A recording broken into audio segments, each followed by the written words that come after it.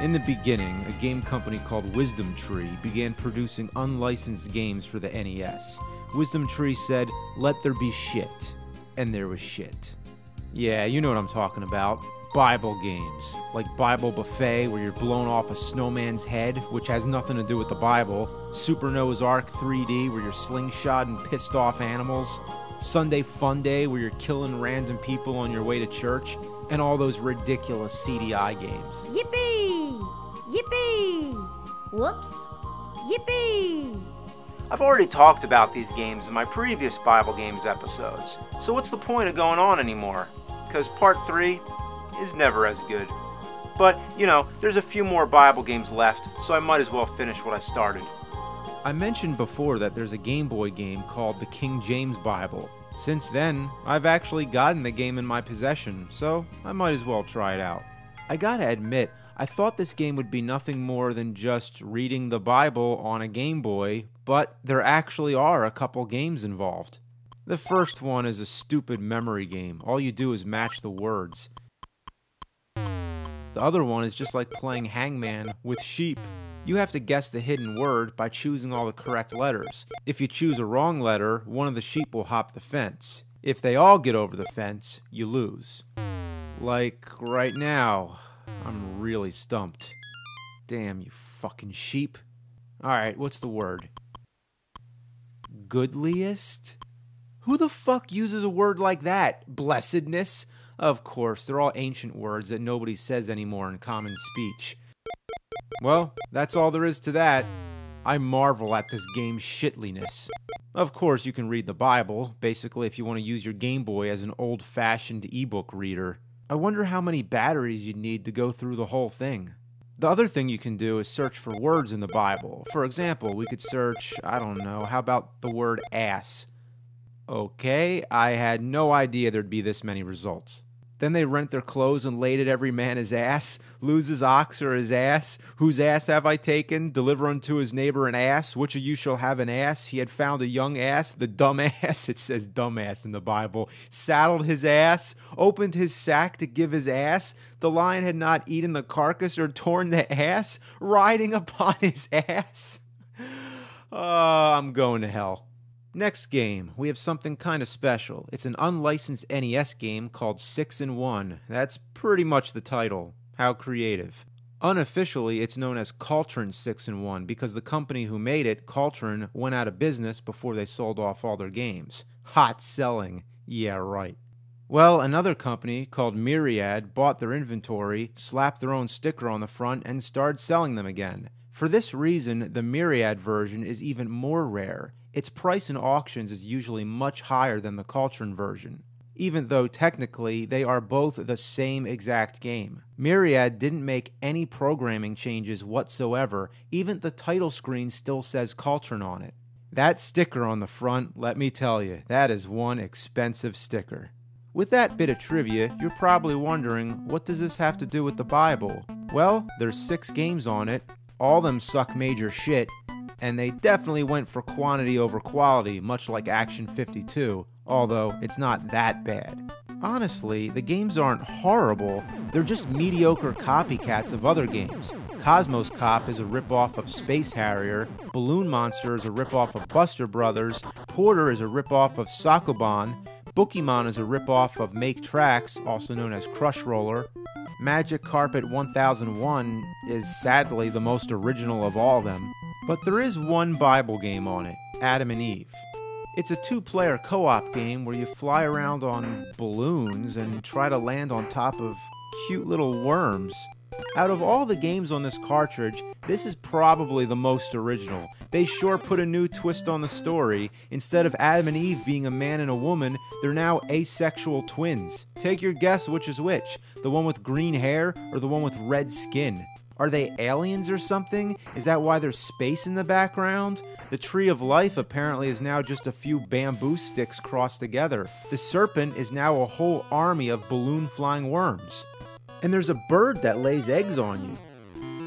What kind of bird lays eggs while it's flying? That's like a human mother running a marathon and just dropping out a baby. The only other thought is that it's an egg-shaped piece of shit, but it's from a bird, so it would usually be white, which would be the color of an egg, but instead, it's brown like shit. I don't know what I'm talking about. I myself wouldn't know how to make a game based on Adam and Eve, but I'd never think to make the forbidden fruit actually count as points. What were they thinking when they came up with this? I guess they were just trying to be really original. Well, nope. Actually, it's a complete ripoff of Balloon Fight. And if you really want to go back further, Balloon Fight was very similar in gameplay style to Joust, just with balloons instead of, well, ostriches. So basically, the game has nothing to do with the Bible. So why am I even bothering to include it as part of Bible games? Well, here's a better question. Why the fuck did they call it Adam and Eve? Well, that's the last of the Bible games on the Nintendo consoles. It sure was a sacrilegious shit stain on the NES library, but it wasn't enough for Wisdom Tree, no. They had to put out their games on the Sega Genesis console as well.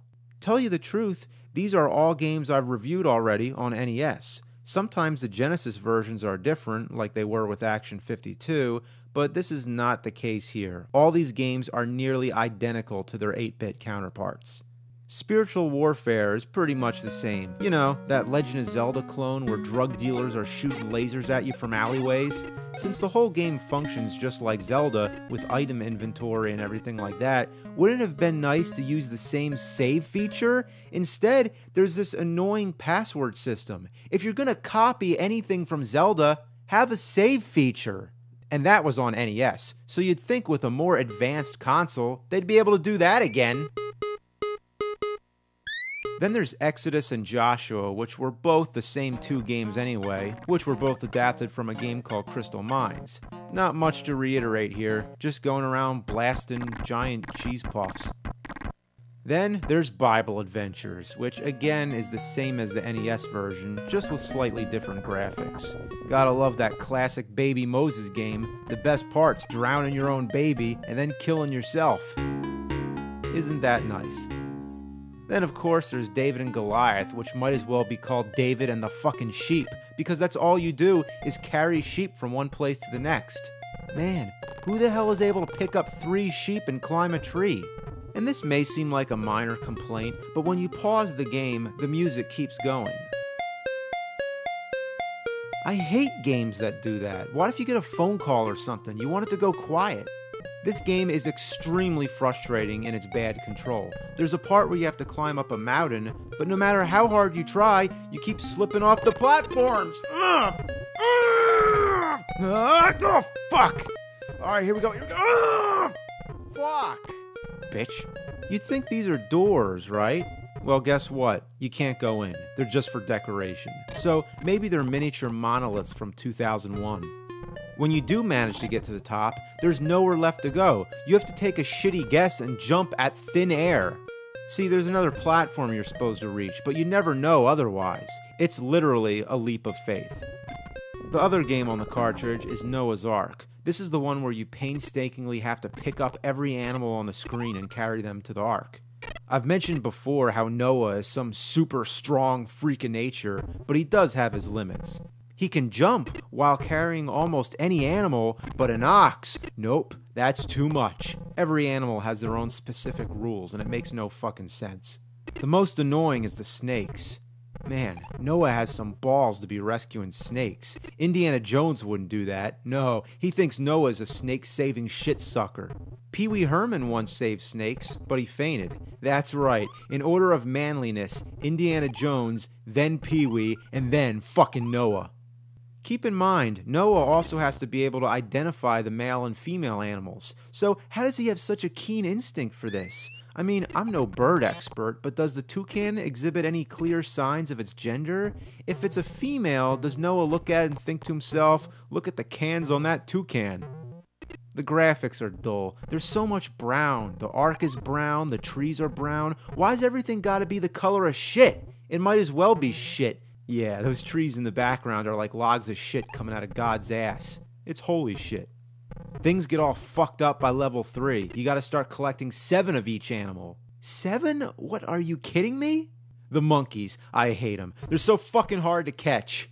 I'm gonna get you, you stupid monkey. Yeah, whatever it takes, fuckface. You're slime. You're filth. I'm gonna rip you apart. Oh, and you're actually not supposed to save the monkeys. You're supposed to get the fruit that they're throwing. Really? How was I supposed to guess that? So the monkeys are supposed to drown in the flood after all. One of the worst things about this game is that no one needs to visually inspect every animal you catch. It's not enough that the inventory is on the screen, clear as day, but no, you gotta watch every single animal run into the ark, one after another. Imagine if in Super Mario Bros., after you beat the level, you have to watch every fucking coin bounce across the screen. I can't believe I actually decided to play through this whole game. I was curious about the ending, and it's not worth bragging about. It's just a suitcase floating in the sewers. Oh wait, that's supposed to be the ark with the flood. It rests on the mountaintop, and that's it. Well, that's Bible Adventures. That takes care of all the Bible games on Genesis. I could end things now, but I really don't want there to ever be a Bible Games 4, so there's one little bit of unfinished business. An NES game called King of Kings. I already reviewed this as part of my first Bible Games episode. It has 3 games in it. Jesus in the Temple, which is that Mario 2 ripoff where you're hopping across logs. Then there's the Wise Men where you're traveling to baby Jesus. That means it's the only Christmas game. Isn't that the whole reason I did this in December? Why did I do all these other Bible games? I guess when it comes to bad games, I go above and beyond. But the one game I slacked on was Flight to Egypt. All I said was, it's bad. But let me tell you, it's not just bad, it's horrendous. Every pixel in this game is a sin. First of all, I don't get the title. Flight to Egypt? You're not flying, you're riding on a donkey, or an ass if you prefer. What airline is this? Ass Express? And yes, I know the word flight doesn't necessarily mean aviation, but hey, it's a fucking joke. Your only attack is this embarrassing, dinky little kick which can't harm anything unless it's right up in your ass. Or I should say your ass's ass, not your ass that's sitting upon the ass. I guess you're supposed to be on a mountain because you're always moving upward. You think you're moving right horizontally, but really you're on an upward slant, spiraling around. So if you fall down, you're actually backtracking to where you just were. Isn't that weird? And what's with all the ice stages? You're supposed to be going to Egypt. Did you get sidetracked on the fucking North Pole? When you collect health, it only counts if you're able to answer a Bible question. I beheld blank as lightning fall from heaven. Anyone who's seen Street Fighter the movie should know that one. And here's a tip.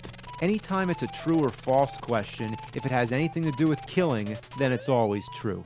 There's not much else to say about this shit heap. I might as well just leave it at, it's bad. But the truth is, it's even worse. At least we could check out the ending. They arrive safely in Egypt, and an angel visits Joseph.